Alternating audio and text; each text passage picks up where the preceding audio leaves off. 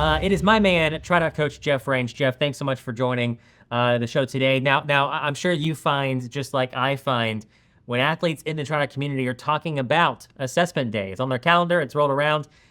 Some of them love it and they love the challenge, they love digging deep, and some of them get a little intimidated and get a little skittish and get a little kind of anxious about assessment day.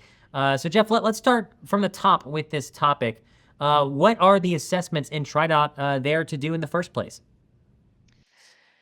Yeah, assessments can be a love-hate, like you said, I totally get it, it takes me back to my college and high school days, test anxiety, right?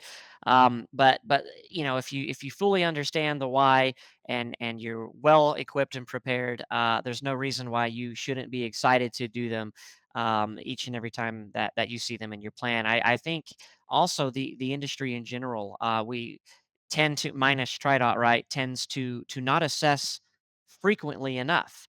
Oh yeah, 4 months ago I did that 5K and those were my zones then. They're not always your zones, right? You're constantly adapting, changing. Your fitness is adapting and changing. You're not the same runner, let's say you were a month ago than you are now. The environment, the weather around you may have changed a little bit since you've done that last assessment. And so we need to update our training zones regularly. And so those are those assessments that we see. So for each discipline, you are assessed very regularly as your zones and your fitness changes regularly. And so it is very important for us to do those assessments, whether we feel like we can improve or not, or stay the same, or maybe we've taken some time off and we're afraid to do the assessments because we might decrease or not do as good as we Yeah. did the time before. But it is always important to give an honest effort and update those zones, whether they stay the same, improve, or maybe even slightly disprove. Yeah, it's funny. At a conference one time, I know John Mayfield and myself, we were having a conversation with one of the guys from Zwift.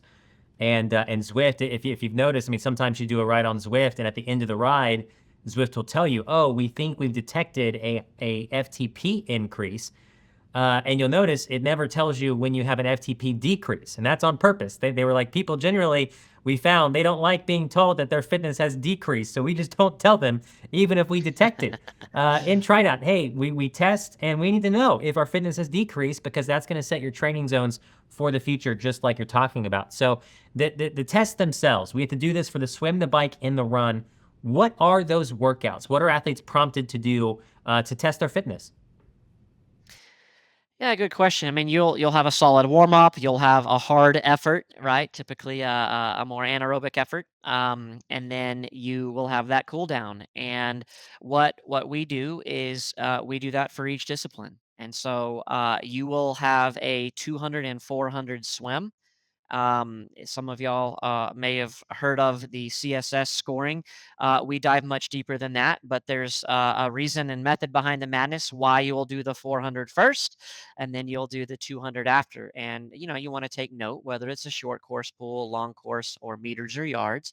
And you will perform those assessments. You'll do your 400, and the goal is to perform and execute in the fastest finish time possible.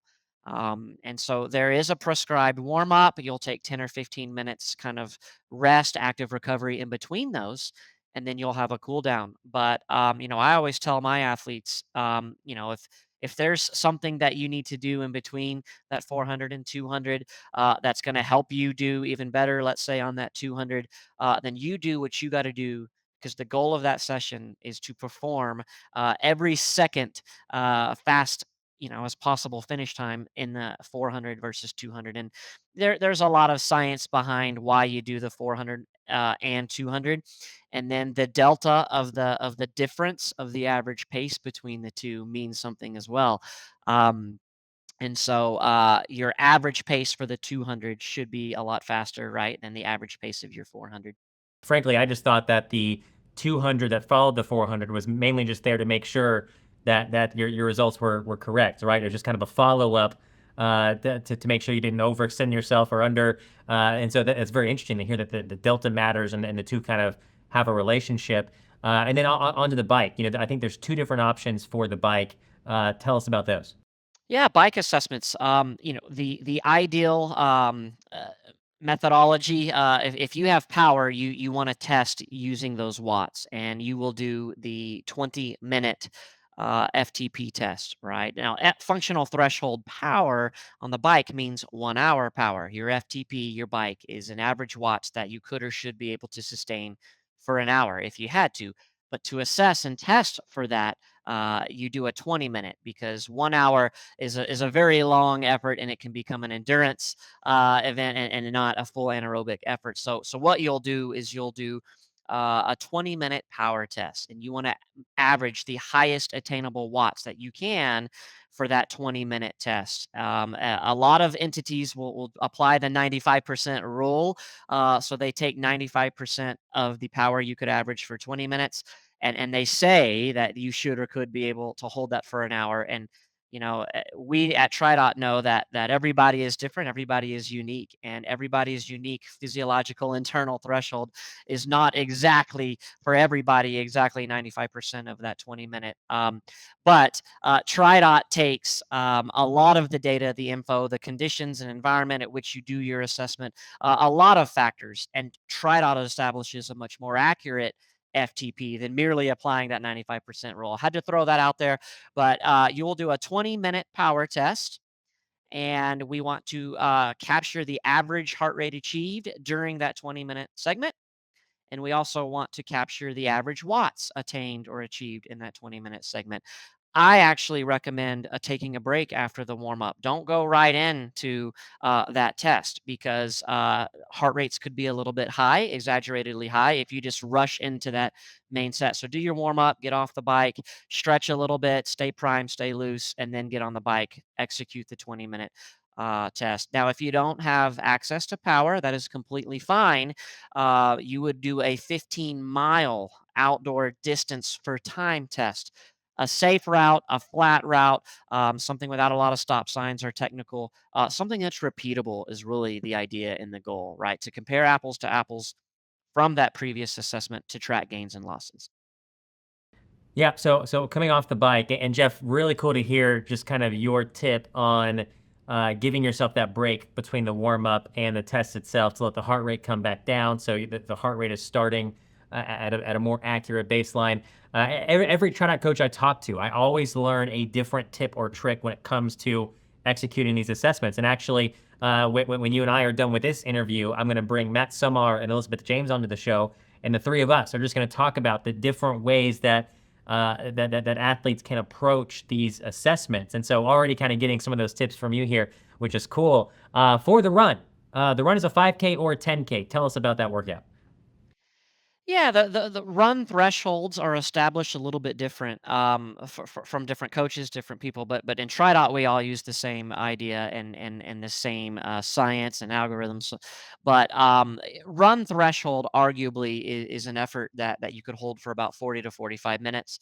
Some people say that's 10K, but you will perform a 5K assessment, right? 3.1 miles or 5 kilometers, and in the fastest finish time possible.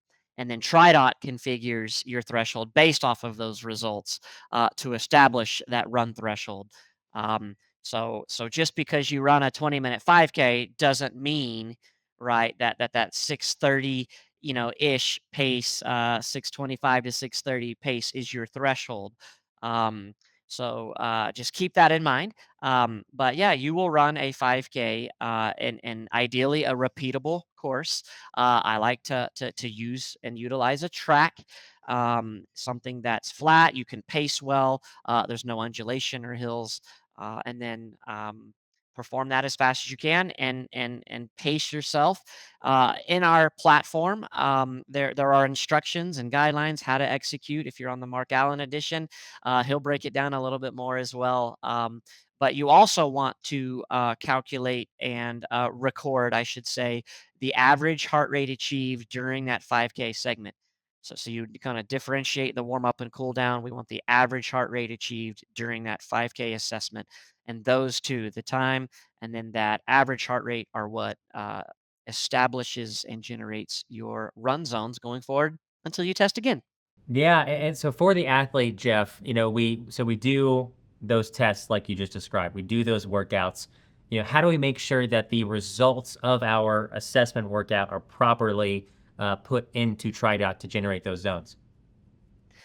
Really cool feature is that if you have an assessment on your calendar and you execute and do your assessment that day and you capture the data, right? You swam a 400 and 200 in that swim workout on that day. And on that day on your calendar, it says CSS swim assessment, and you do the 400 and 200, and the data comes in.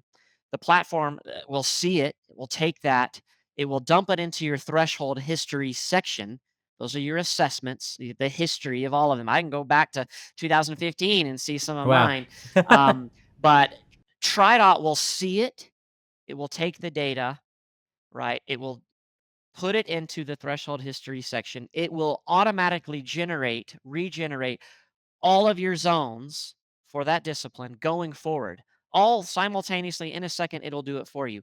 But I always, as a coach, and also for my athletes, I tell them that it is up to both of us to always, when you do an assessment, go in and make sure it did all of that correctly, right? If you ran a 20-minute, if you ran a 1959, let's say, 5K, and for some reason, let's just say it goes a 20:05 or whatever, you want credit for that sub 20 or, Absolutely. whatever. Yeah. Maybe weather's off by 5 degrees. So it's always your responsibility to go in after every assessment, even though TriDot sees it, updates it all for you. Still go back into that threshold history section, edit the weather, edit any of the data if you need to, but you want to make sure that that info is absolutely correct, because that's what's driving your training or your zones for the next 4 weeks or so until you test again. So always go in and make sure it auto uploads and auto calculates correctly. Yeah, and then of course you can always manually enter your results as well. If you were to do it on a different day that it wasn't prescribed, or if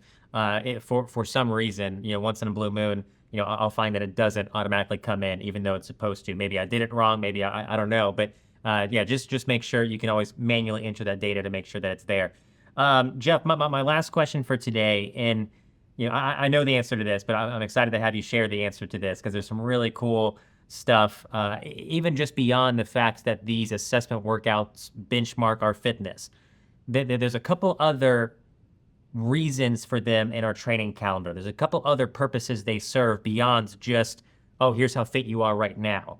Talk to us a little bit about some of the other things this workout week, assessment week, does for us as an athlete. Yeah, it's easy. Like I said earlier, it's easy to skip them. It's easy just to push them, or hey, I'll do next round.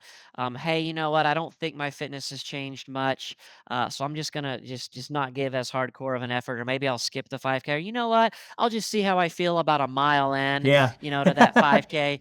We do that, but you're already psyching yourself out in a negative way. Wow. And so we know that there's benefit in testing whether you see an improvement or not. People don't want to test because they think their fitness hasn't improved, but that's all the more reason to test, right? Because that plateau effect and all these things, you don't want to train at zones that are too hard, right? So the first answer to your question is, even if you're gonna see a decrease, you still need to test, because that's even more important to have accurate zones, because you don't want your zones too hard. But there's so many benefits. The psychological benefit of that test anxiety, just getting prepped up. I tell my athletes, hey, if you're going to have an assessment about every 4 weeks on your plan, you should probably clean your bike chains, let's say, at least sooner than 4 weeks. But hey, that's a good reminder. Like the night before, I'm going to clean my chain. I'm going to do all these things. Maybe I'll get an extra watt. But it's preparing you for what you're going to do before race day or race week as well. Like, hey, hey, in 4 days, I got that 5K assessment. Hey, in 3 days. So you're thinking about it all week, just like race day, right? So you can treat it like a race. Whether you fail or have anxiety or you're just not a good test taker, it's going to translate well on race day. And if you bail out halfway, or 2 miles into the 3.1 mile 5K, you shut it down, or you fall off pace, at least you're getting a great workout that day. You're getting a lot of threshold work. You're improving, hopefully, your functional threshold, whether you see an overall improvement or not. So, just there's so many aspects. Give it an honest effort. Whether you do perfect or not, you get benefit from it.